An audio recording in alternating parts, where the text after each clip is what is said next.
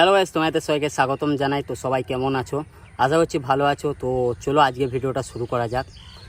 দেখো, মানুষকে যত বোঝাবে না ততই বোঝানো হবে।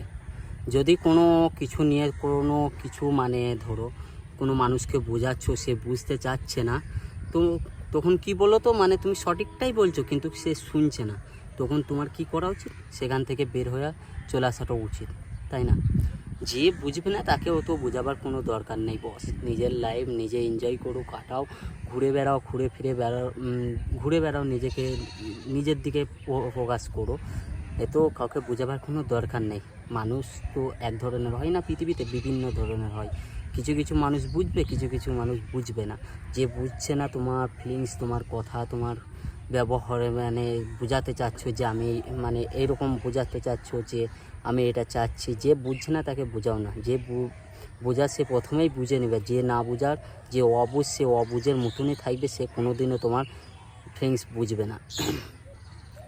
তো এটাই কোনো মানুষকে বেশি ভ্যালু দিয়ে ফেলবে না, নিজের সেলফ রেসপেক্টটাই চলে যাবে, বুঝলে তো? তো কোনো মানুষকে নিজে ওর অকাদের থেকে বেশি করতে যেও না, ভালোবাসতে যেও না, তাকে তার অকাদেই থাকতে দাও। বেশি কাউকে বোঝাতে যেও না, যে বেশি বোঝাতে গেলে নিজের আত্মসম্মানটাই চলে যাবে, বুঝলে তো? তাই কাউকে অত না বুঝিয়ে নিজের লাইফ এনজয় করো। যে বুঝছে না তার কথা ছাড়ো, লাইফে এগিয়ে যাও। কত আসবে কত যাবে, কাকে বোঝাবা, কত বোঝাবা?